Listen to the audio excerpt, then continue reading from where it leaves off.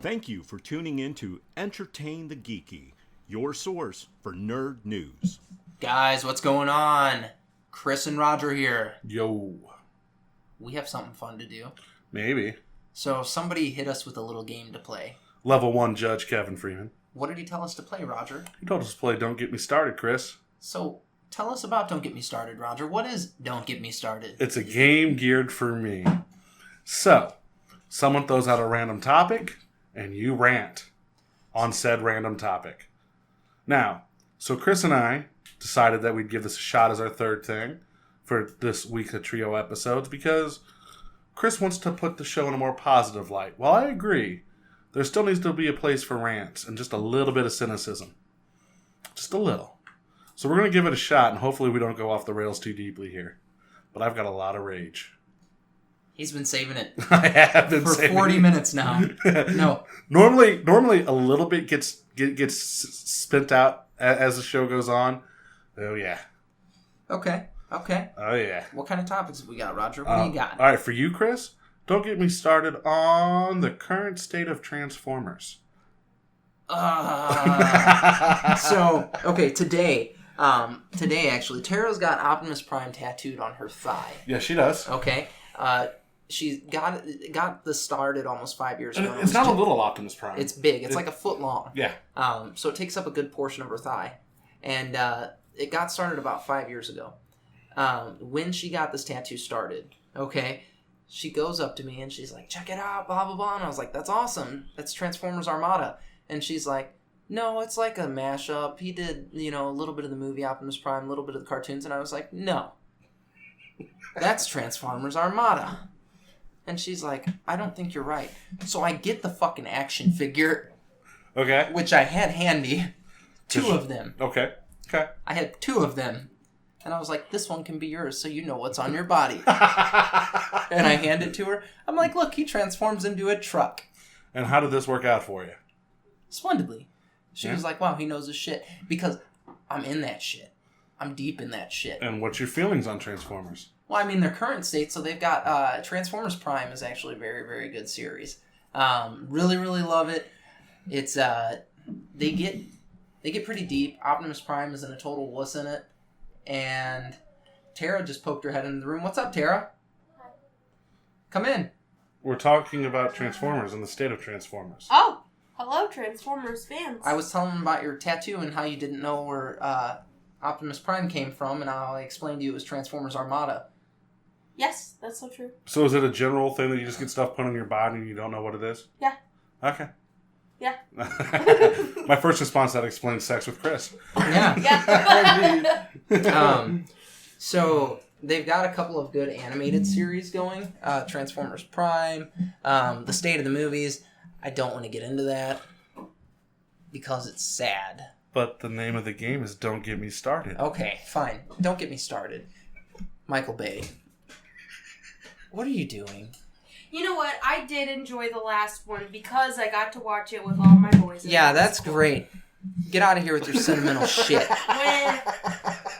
So, you're using these movies and all of the nostalgia that comes along with them as a vessel for peddling shit. The last Transformers movie was a giant advertisement.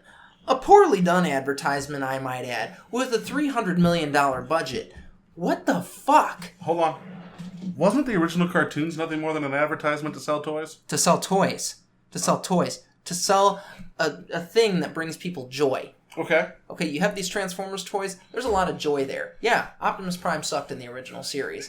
He was a lazy shit that just barked out orders. He was a normal boss, okay? You go over there and stack those Energon cubes. Don't be like Megatron. He is bad.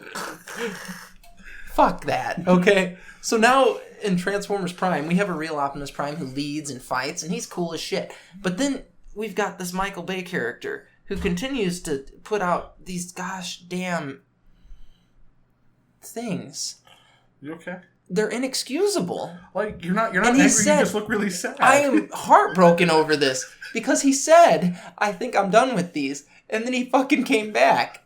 Why did you come back? Like, I would say leave well enough alone, but you've not even achieved well enough yet. Leave it be, please. You should have known these movies were going to be bad when the first movie got Bumblebee pissing on a guy. I could deal with it because I just wanted to see Transformers. And then Transformers 2, you had blatant racism. Blatant racism. You had giant robot testicles. You had just utter stupidity throughout the entirety of the movie. And no. And then Transformers 3. What the fuck, man? Like, what the fuck? Even the animation, like, the CG in these movies has gotten worse and worse. The first one, the CG was amazing because they took, like, 3 or 4 years to do it. After that, they're just like, we'll fucking turn out some more Transformers movies. We'll get Shia LaBeouf and Mark Wahlberg, and we'll just have a good old time. No, you won't. You will ruin something for a lot of people. Damn you. Doesn't that feel better? No. Don't you feel better No, now? I feel upset now.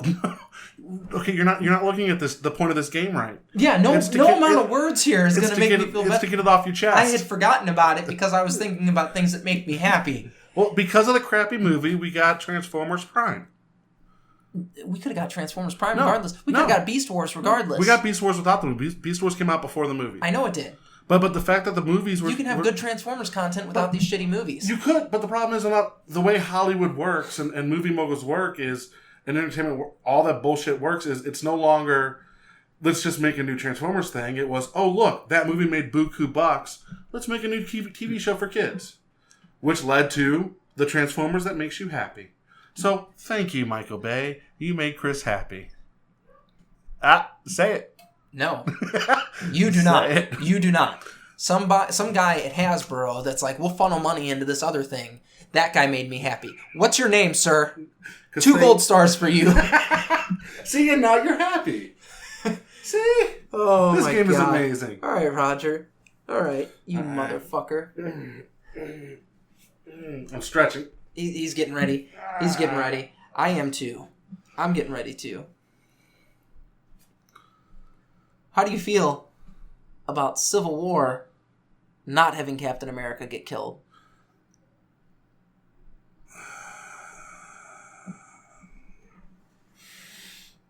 First off, I haven't seen it. I haven't seen the movie yet. I haven't seen Captain America Civil War. So I don't know how awesome this movie is, so my rage comes strictly from the fact that Marvel is still pussying out when it comes time to deliver drama to their fan base. If you're too afraid to kill off a main character in a storyline where his death was perfect and amazing and a great way to end off the original Civil War, and you're afraid to kill a character, how are we going to feel? How am I going to walk into Infinity War and think that none of these characters are going to die? Which they should. In retrospect, most of the Marvel Cinematic Universe should be killed in Infinity War. It should happen. But now I'm going in with the delusion that there's no danger, that at the end of the day, no matter what happens, these characters are going to walk out okay, and they might have learned a little lesson about getting along with each other. Quicksilver? Dead? Quicksilver wasn't a main character in the Avengers. He was being brought in to die. As almost a main character. They make you like him. They make you like him, and then they kill him. It's not the same as... Phil Coulson. Phil Coulson's alive again. Phil Coulson's dead. He's alive. Joss Whedon said, when I killed him, he was dead. And guess what? Motherfucker hasn't shown up in another movie. Guess what? He's alive because he's too busy doing the TV shows. And once they bridge that gap to where the fucking agents... That gap will not be whatever. bridged. He's alive in the cinematic universe. I'm sorry. He's alive. They pussied out and they brought him back to life.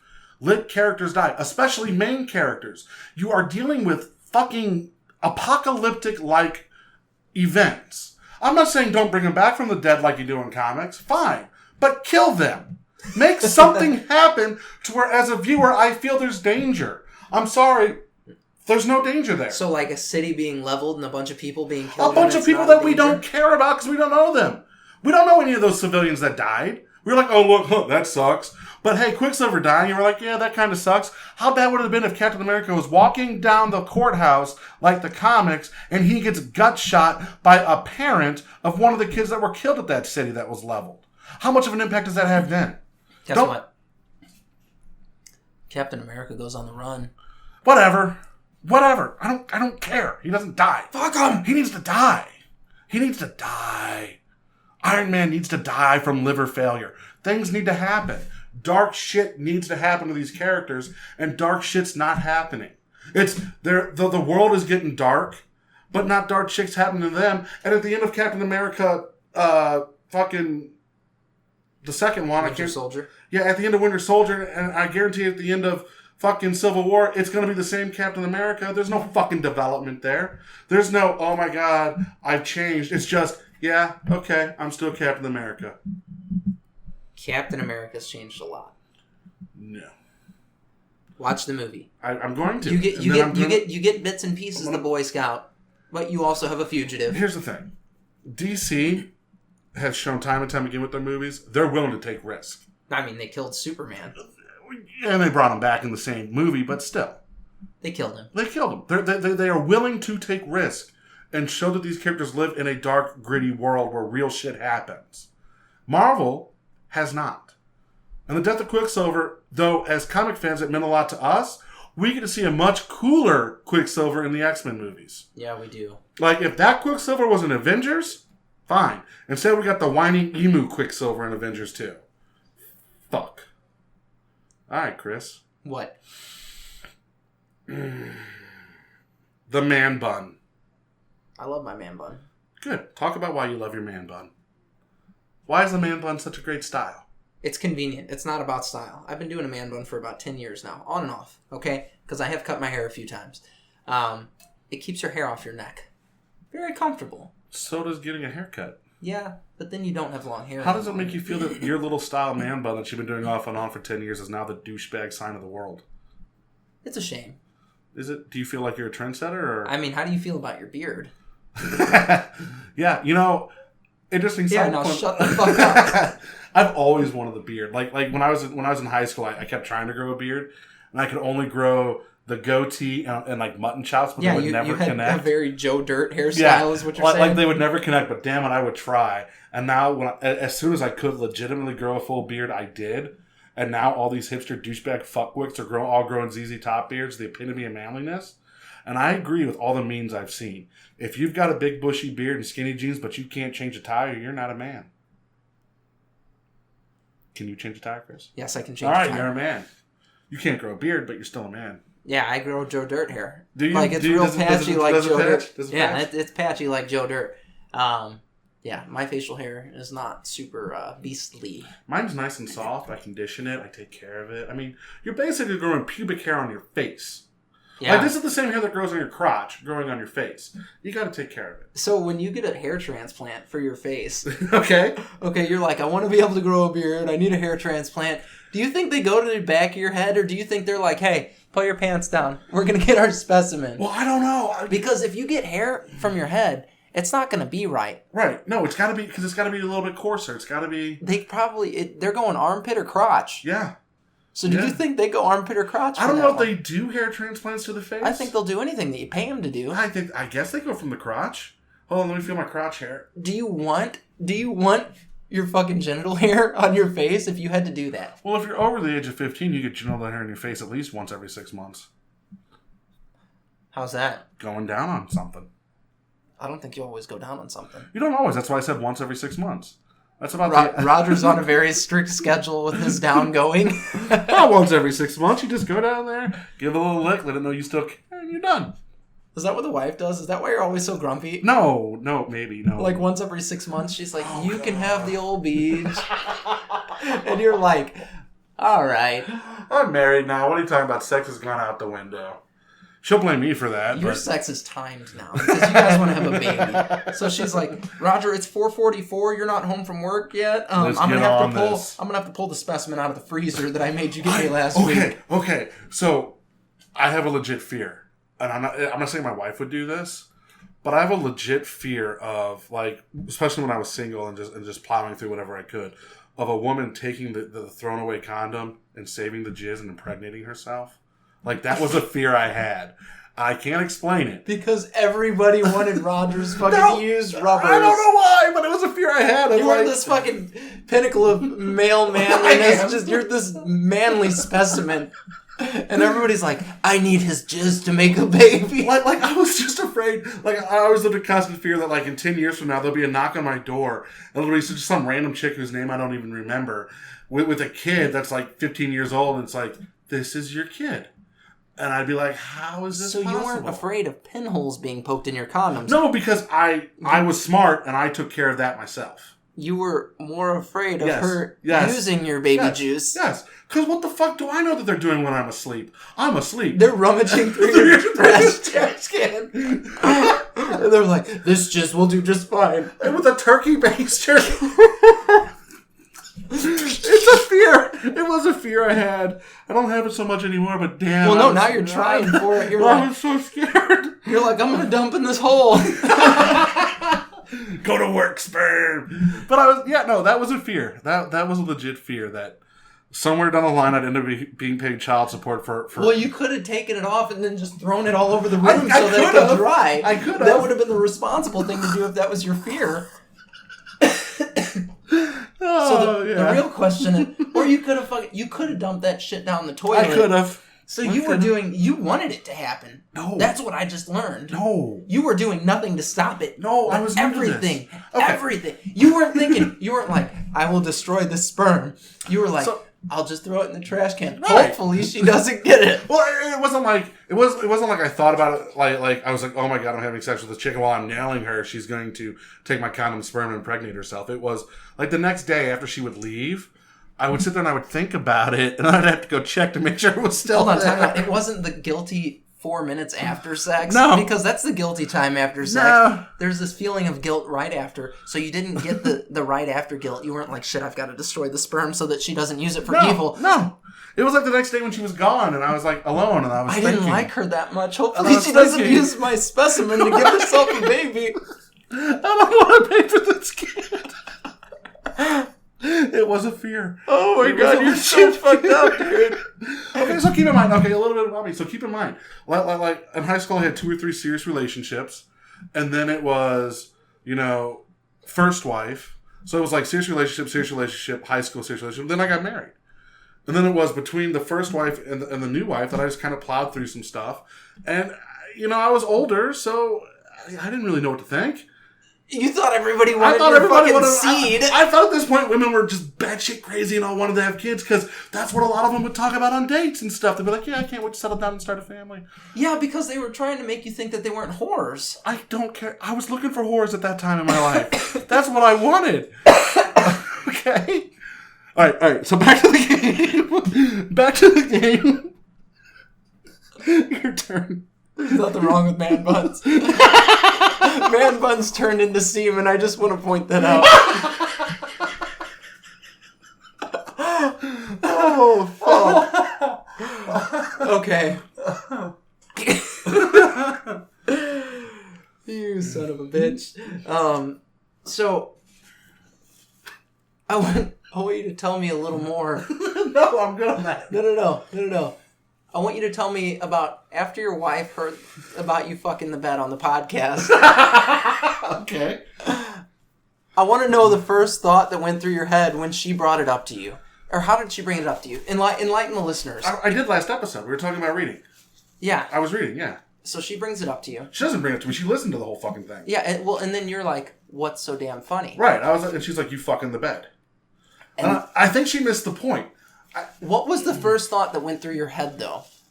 That my wife heard the story and me telling my friends something embarrassing about me, that whatever. So you weren't even like, damn it, I shouldn't have. No, there was no, like, damn it, whatever. Because first off, I'm an open fucking book. I don't get embarrassed. Like, I put myself in situations to where you think I would be embarrassed, but I'm never going to meet half these listeners. And the half that we know, they know I do stupid shit all the time. Right? I would love to meet every one of our listeners, shakes their hands and kiss their babies or whatever.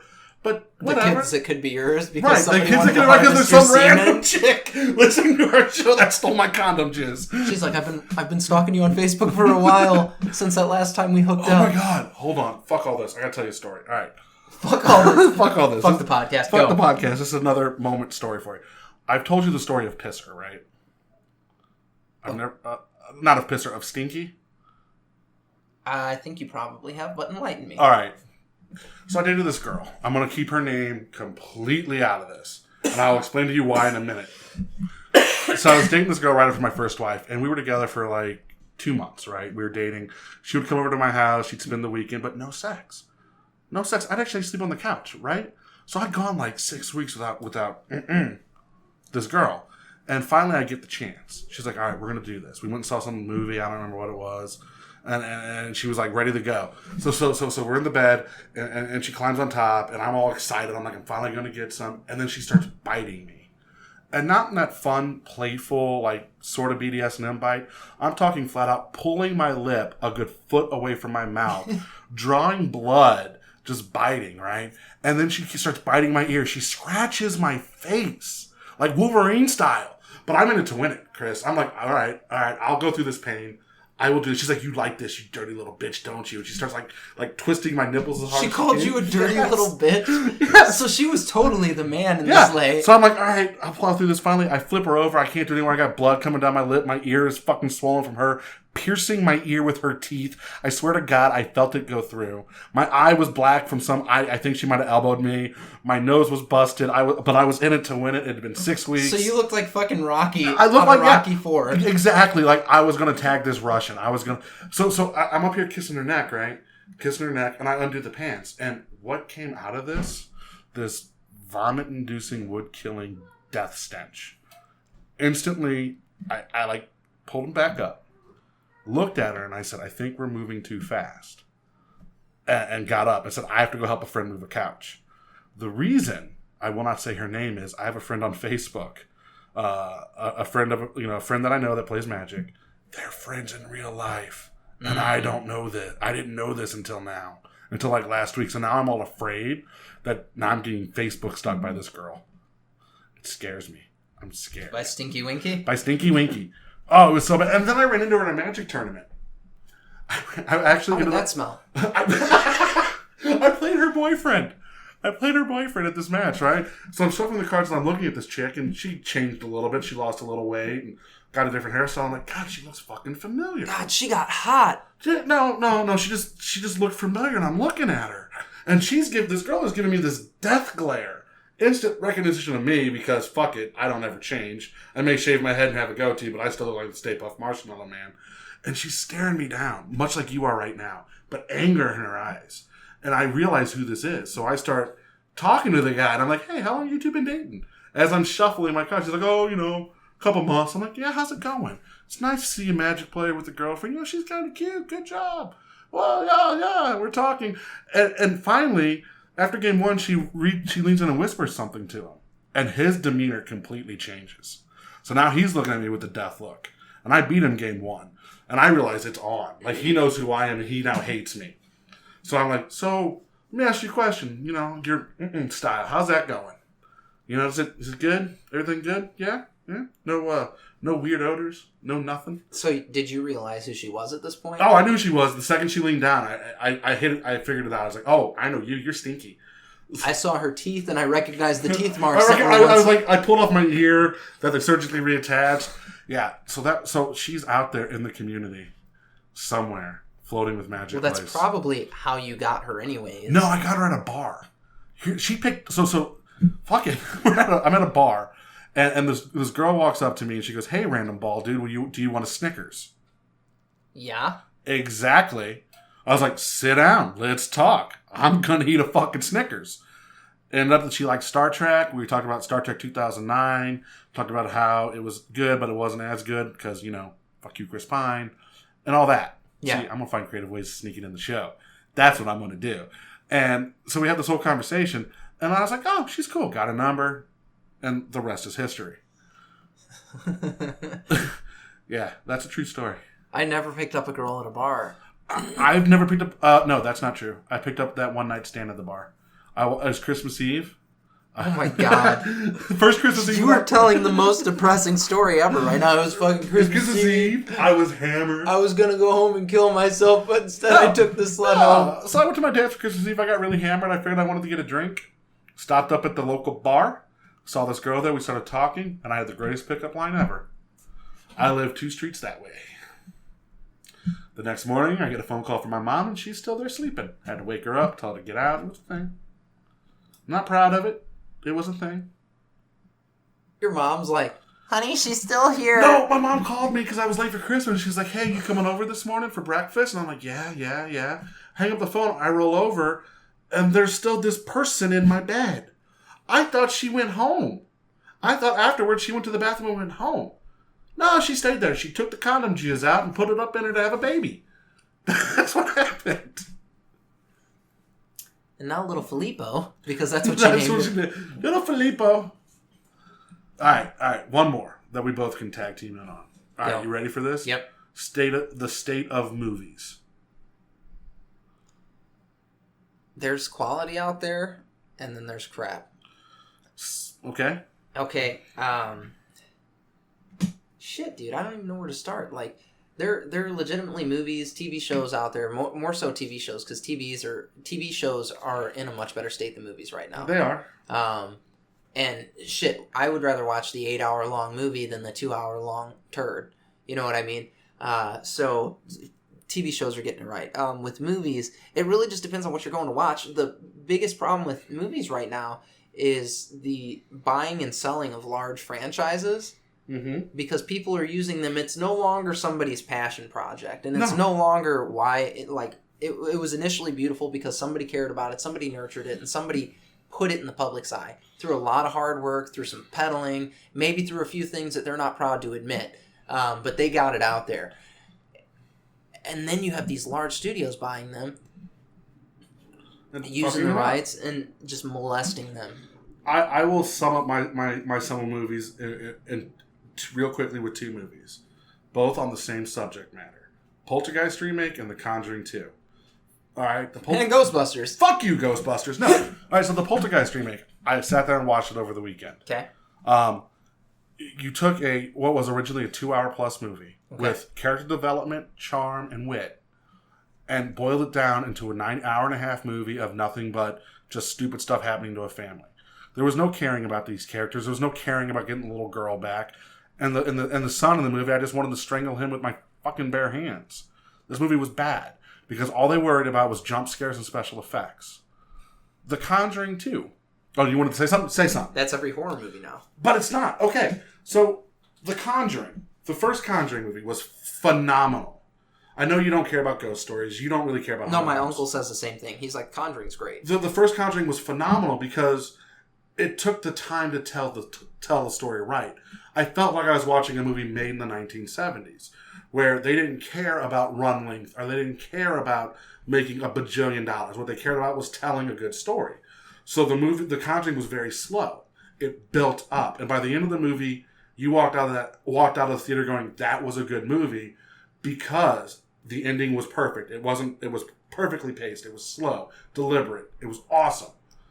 You know, one of the TV shows that really got that right, the first season of American Horror Story. Yeah. I still don't want to go in my basement sometimes. First season I watched. Building it up makes it awesome. Now, season 6 of American Horror Story looks to be doing the same thing. I watched the first episode; it was very good. Yeah. But when I watched The Conjuring 2 recently, they kind of fucked it up.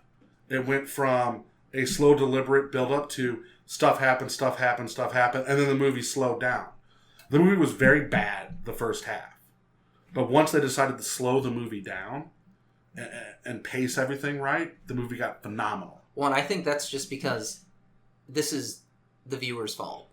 It is. Everybody likes the special effects, the explosions, the gore. I think... And they think that the jump scares equals a scary movie. No. No, but jump scares work. No. I'm a fan of jump scares when done properly. No, there's a tasteful way to do them. Your whole movie doesn't have to be jump scares. What made jump scares a big deal when movies started using them was because it might only happen once in the movie. You didn't know when it was going to happen, and it was to make you shit your pants. It was to add... You were building a relationship with a character, and you're like, fuck, it's right behind you! Okay, now it's like jump scare, gore, jump scare. Well, a movie that handled multiple jump scares perfectly was The Exorcist. I mean, you had the head twisting, you had her walking down the stairs, you had weird... But then you had the one big jump scare where Chris McNeil is up in the attic and that candle flame just shoots up. Like that. And then you had the priest, Karras, looking at the recordings and the phone rings. Like, those jump scares that work. They made sense too, though. Yeah, it wasn't this person was doing something startled them. It startles you too. It wasn't like I turned around and there's the monster. Exactly. But I think with what we're seeing now in a trend, thank you superhero movies for this, is we as moviegoers are starting to crave more. Look at what Mad Max did with very little CGI. We're starting to crave more realistic effects. We're starting to crave less mighty explosions and high action. We want to see a more realistic story. Hopefully that's where we're headed. I mean, what's happening in movie business tells us that focus groups are giving them otherwise. So, because when these big production companies are going in to make a movie, and you're getting a movie that's explosion, when you're Michael Baying, since we've already talked about him. Yeah, it's a verb. When it's called bang. Yeah, when you're Michael Baying, and it's followed by one-liner. And then girl bent over. Because that's how you drive. He's a dick. Real quickly, I want to talk about something that, because we're getting really close to October. Yeah. So every week we will have a different horror subject, be it movies, books, games, video games. Very good. Like we're going to run down our list of favorite horror movies, our favorite horror games, favorite horror books. Like we're going to talk about Halloween and all of that stuff. It'll be a month-long Halloween extravaganza. Halloween's one of our favorite times of the year. It's my favorite holiday. There's no bullshit behind Halloween. It's kids getting candy and scaring the shit out of people. Are you doing a Halloween party this year? We're talking about it. It depends on what the living situation is. We're doing one. Are you? Yeah. Okay. So, geeks that are locals and regular, and you know who I am, and you've probably been to my house before. Most of them. Come on by. Okay. Those of you who are creepy, rapey, or want Roger's semen, come on by. Don't. Come on by. You can have my semen. It's okay. And guys, on that note, we're going to end it. Like us on Facebook. I'm waiting. At Entertainment Geeky. Follow us on Twitter at Entertaining Geeky. And go check out our busted ass website. EntertainTheGeeky.com. Because it's broke. Stay geeky, folks. Bye.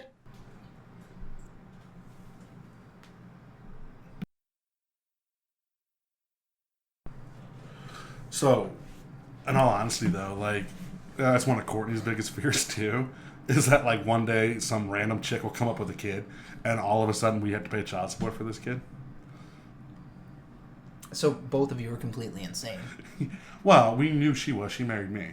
But yeah, like that is a fear. Like, whenever we have real problems, or I do some shady shit. She's like, you've got a baby floating around? Well, no. So, like, whenever I do some, like, shady shit, like, you know, go out without telling her where I'm going or whatever, like, she kind of goes, is there a kid out there that I don't know about? Which is weird, because she doesn't go to, you were cheating on me or anything. It's like, are you spending time with a kid? You're spending time with your long-lost child, I don't know about that. So I think she'd be okay if I had a long-lost child as long as she knew about it. I don't really want to test this theory, though. As long as you know about it, that's really all that's important. Right. Yeah.